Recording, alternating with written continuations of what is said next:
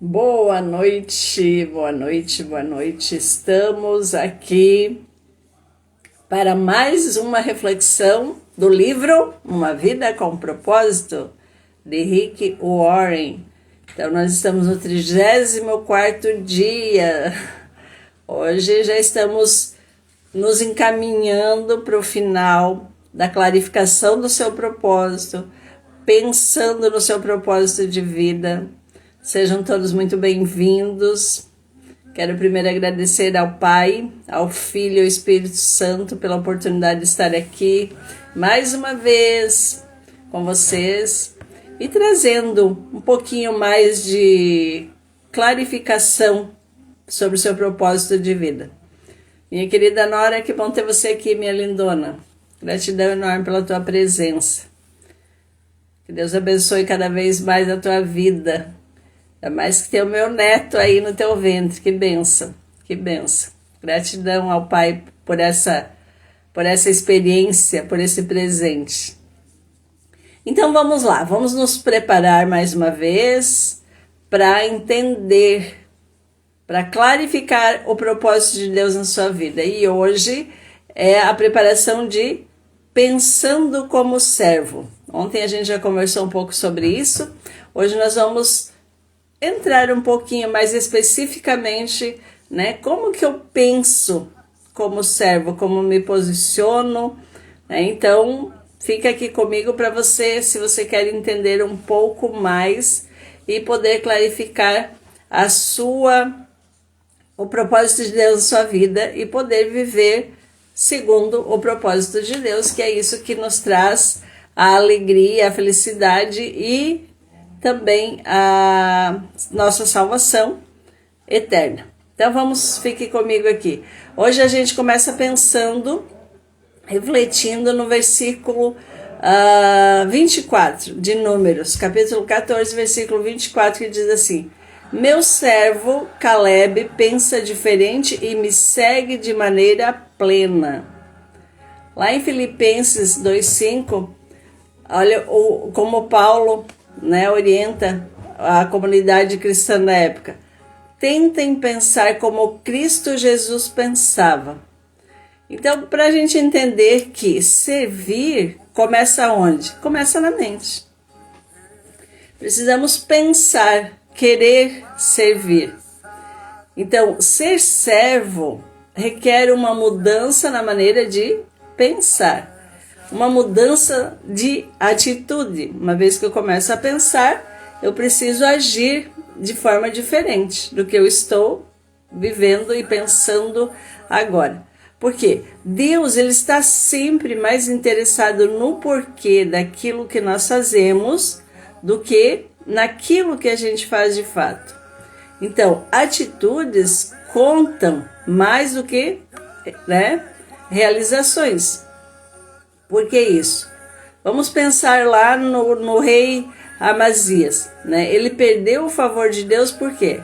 Porque ele fez o que era justo aos olhos do Senhor, mas não de todo o coração. Espero que você esteja acompanhando aqui, entendendo. Se você quiser se aprofundar um pouquinho mais e entender a história do rei Amazias, é 2 Crônicas 25, 2.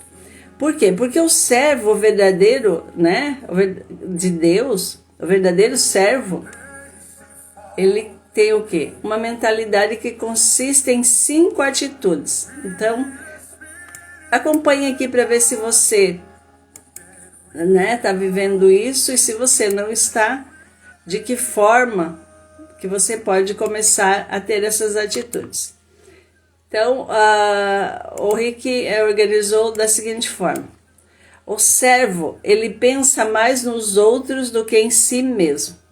Então, essa é a primeira característica. Pensa aí. Então, o servo, ele concentra-se nas outras pessoas, não em si mesmo. Esta é a verdadeira humildade.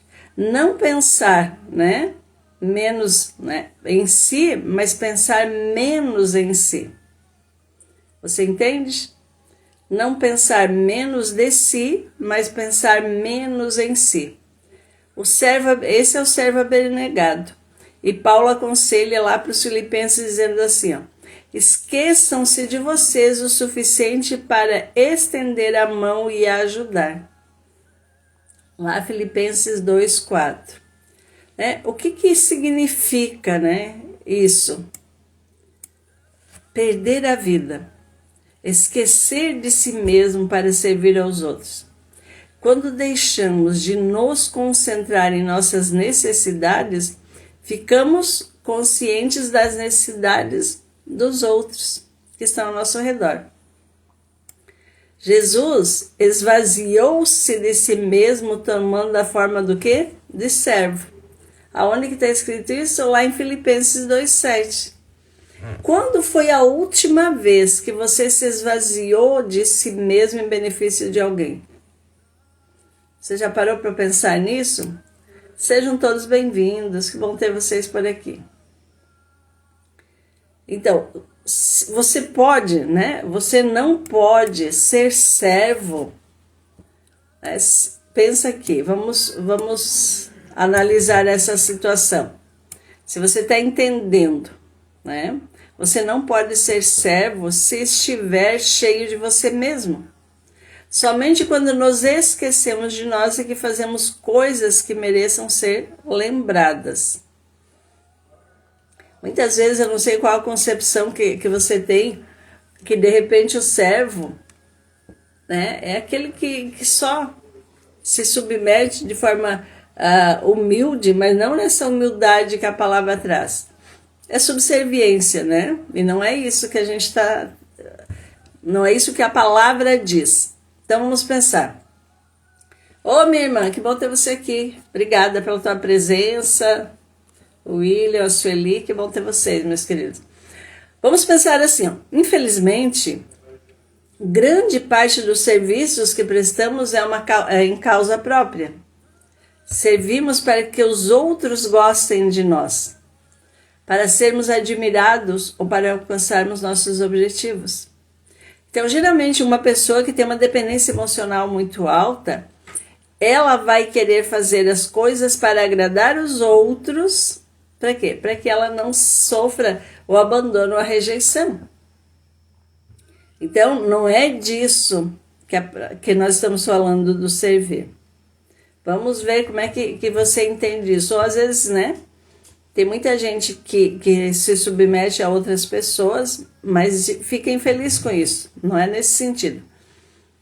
Então, não adianta eu estar servindo alguém e ficar o tempo todo pensando como manipular essa pessoa. Ou seja, pensando em nós mesmos, como somos maravilhosos e nobres por fazer, ajudar o próximo. Não é disso. E tem alguns cristãos que tentam usar o serviço como instrumento de barganha com Deus. Ou seja, vou fazer isso por você, Deus, se você fizer aquilo por mim. Eu vou servir, vou fazer tal coisa para o meu próximo, para que Deus me olhe como bonzinho e me dê algo em troca. Então, o verdadeiro servo não tenta usar Deus para realizar os seus propósitos, mas deixa que Deus o use para os propósitos dele. Essa é a chave desde o início de toda essa reflexão aqui. Deixar Deus nos usar, porque Ele nos criou para um propósito. Então, quando eu entendo o que é um servo, eu começo a ser abnegado. Assim como ser fiel é uma qualidade extremamente rara. Dentre todas as pessoas que Paulo conheceu, Timóteo, foi o único exemplo que ele pôde apontar. Está lá em Filipenses 2, 20 e 21. Por quê? Pensar como servo... filho, bom ter você aqui, meu querido. Pensar como servo é difícil, pois entra em choque com o quê? Com o principal problema da nossa vida. Ou seja, nós somos egoístas por natureza. Pensamos demais em nós mesmos. Por esse motivo, a humildade é uma luta diária, uma lição que temos que reaprender diariamente e de forma repetida. Então, as oportunidades para servir aparecem à nossa frente dezenas de vezes todos os dias. dando-nos a chance de decidir entre satisfazer as nossas necessidades ou atender às necessidades dos outros. A abnegação é a essência do serviço. Eu espero que você esteja entendendo, esteja clarificando para você realmente essa situação do que é servir. Como que Deus quer que sirvamos a Ele. A gente já vem trazendo essa reflexão desde os primeiros capítulos, mas nos últimos está muito mais específico. Então, se você ainda não entendeu ou quer entender, fique aqui comigo, né? E se você já entendeu, que bom, parabéns. Então, como é que funciona? Nós podemos avaliar o nosso coração de servo pela maneira que reagimos quando somos tratados como servos por outras pessoas. Como você reage quando alguém não o leva em consideração? Quando alguém lhe dá ordens o tempo todo ou te trata de modo inferior. Como você se sente? Olha o que a Bíblia diz a esse respeito. Se alguém se aproveitar de você para levar vantagem injustamente, aproveite a ocasião para praticar a vida de servo. Está lá em Mateus 5,41. Isso a gente só vai fazer quando a gente tiver esse entendimento, senão a gente vai ficar chateado mesmo, vai ficar infeliz e muitas vezes vai brigar. Segunda característica de um servo, O servo pensa como administrador, não como proprietário. O que é isso? Vamos entender.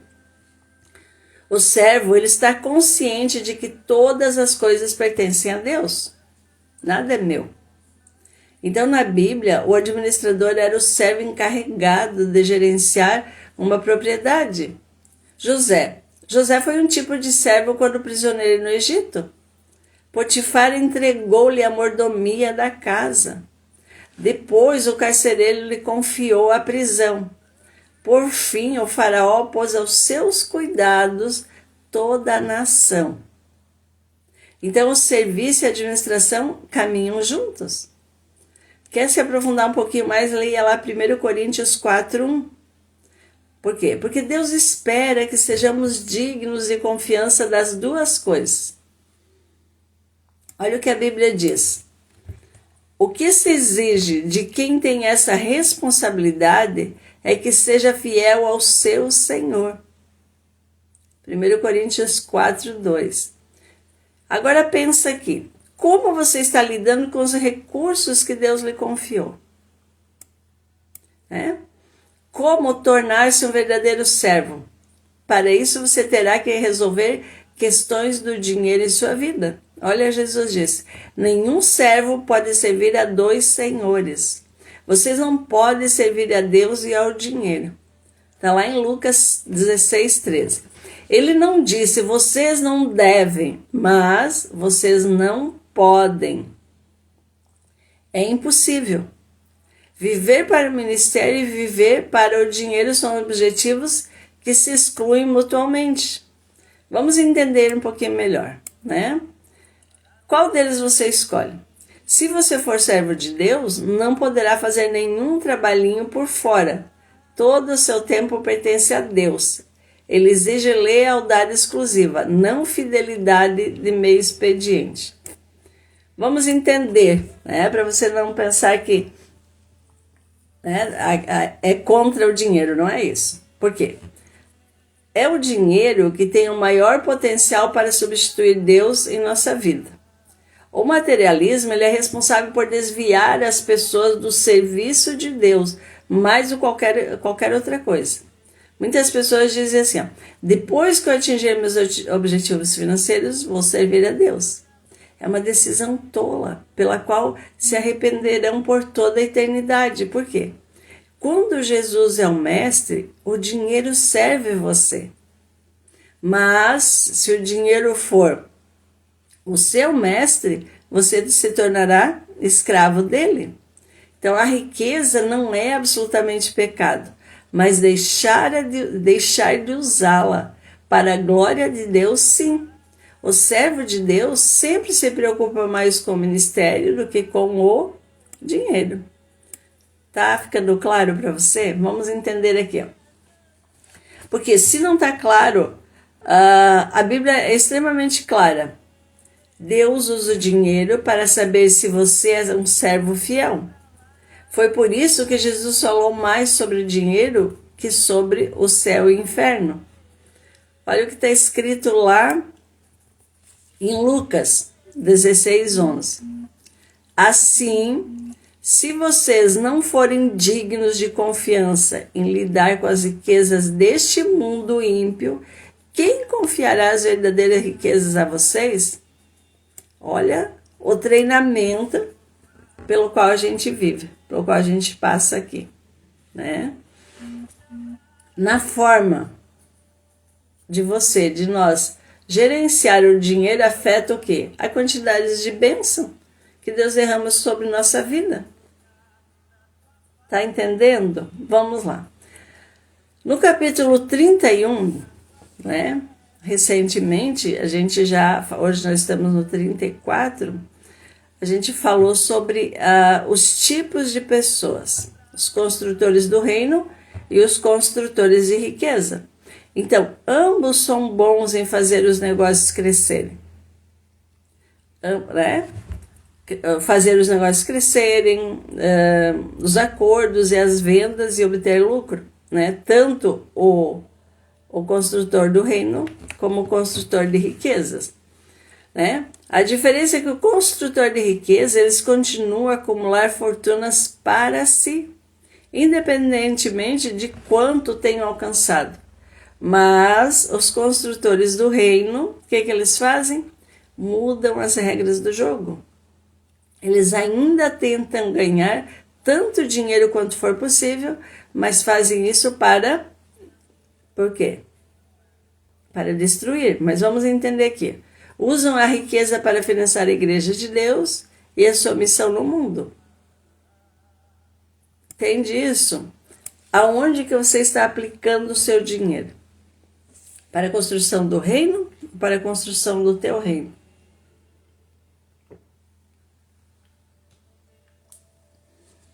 Outra questão, o servo que é servo, ele medita sobre o próprio trabalho, não no que os outros estão fazendo. Vamos entender, né?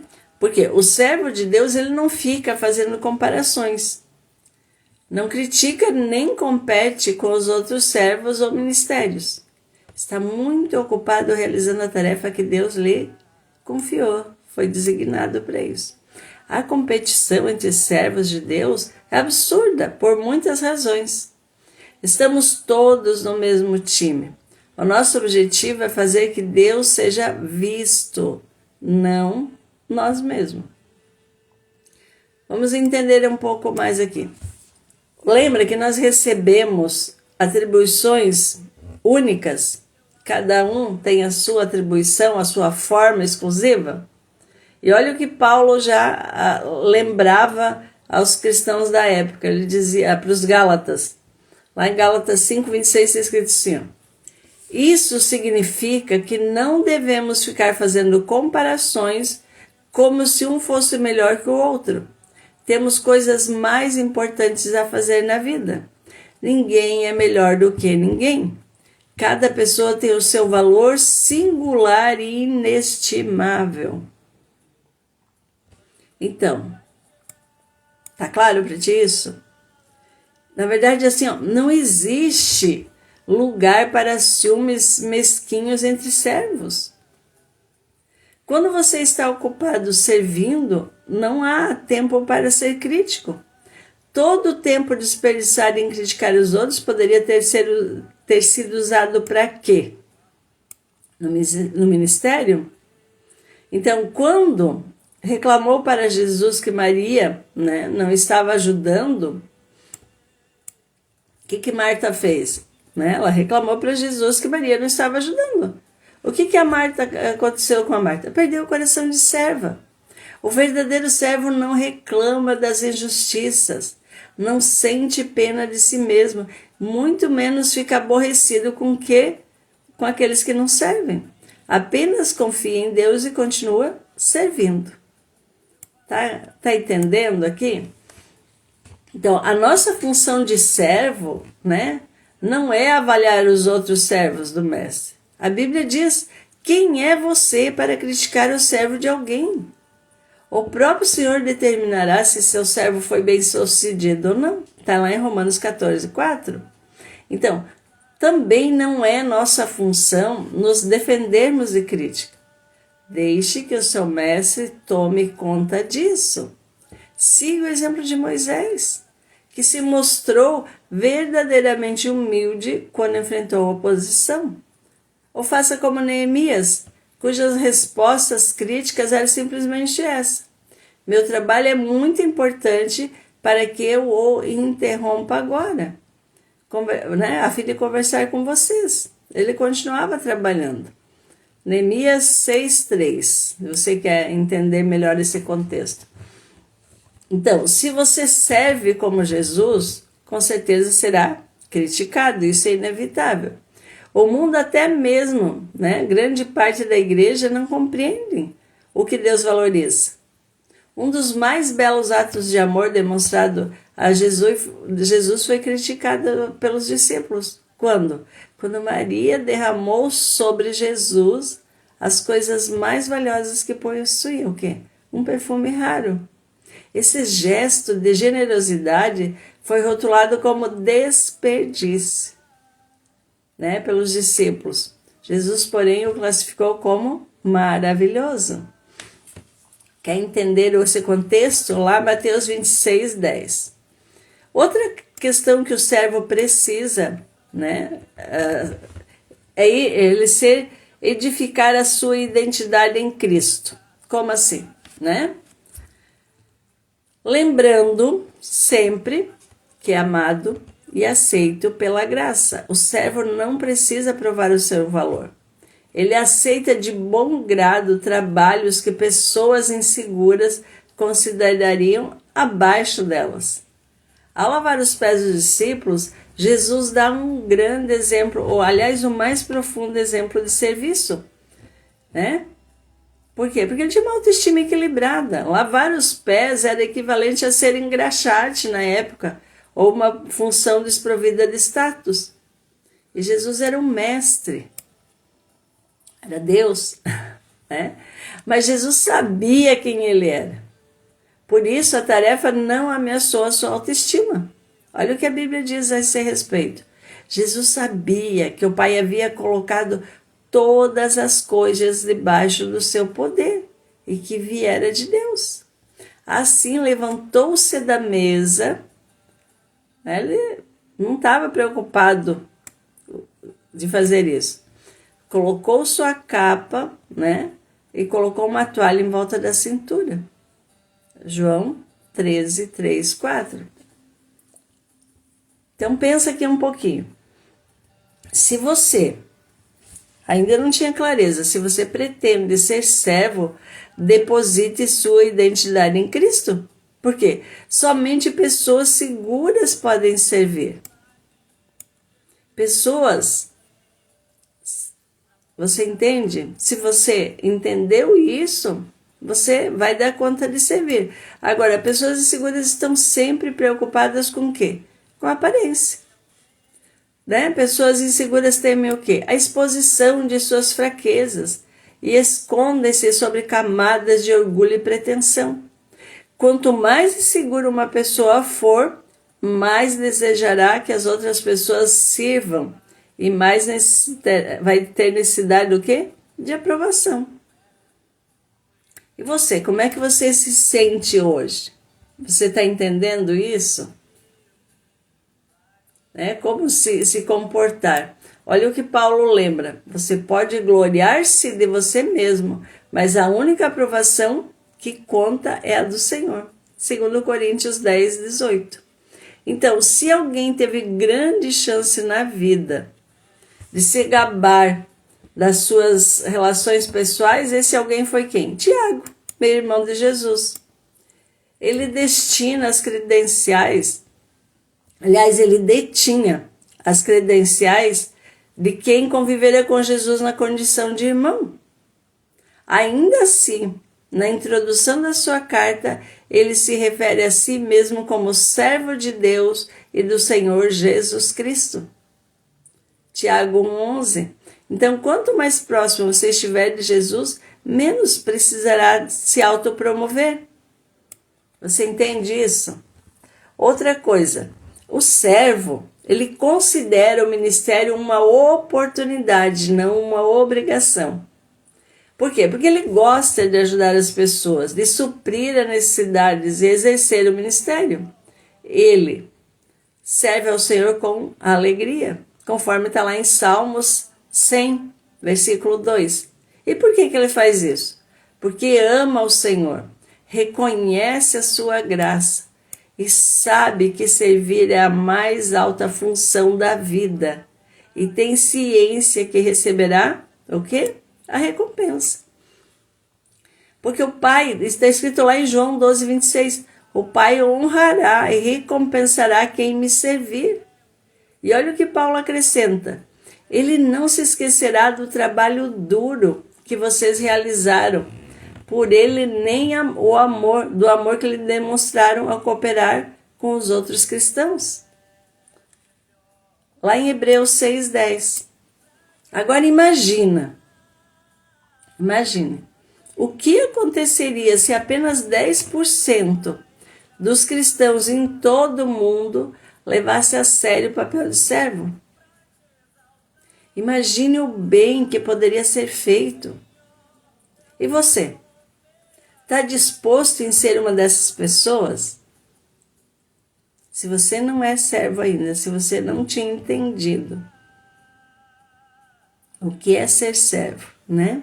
Não importa a sua idade, Deus vai usá-lo logo que você começar a agir e a pensar como servo.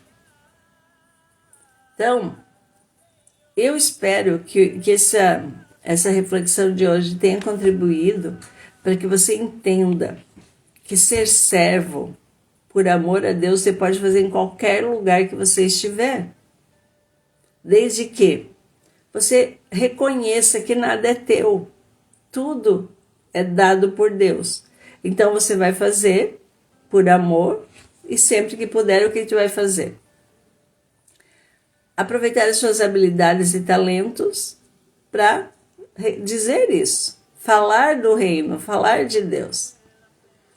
Então, para a gente encerrar essa reflexão de hoje, né, aprendendo a ser servo, eu preciso começar a pensar. Então, você entendeu? Se você não está pensando, guarda esse versículo. Está lá em Filipenses 2:5, diz assim, ó, seja a atitude de vocês a mesma de Cristo Jesus.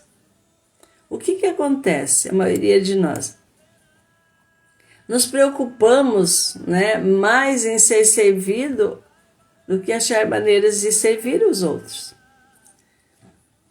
Então, eu espero que a reflexão de hoje tenha contribuído para você pensar um pouco mais, ver se você está se posicionando como servo ou não.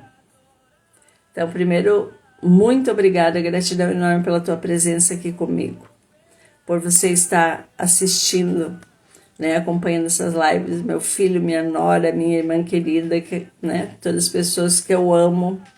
Gratidão enorme pela companhia. Até amanhã. Amanhã é o capítulo 35. Não perca.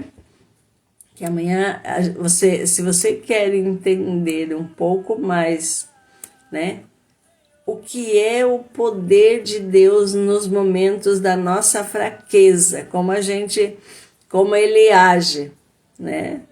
Que nós somos fracos, todos sabemos. Mas pelo poder de Deus viveremos com ele para servir vocês.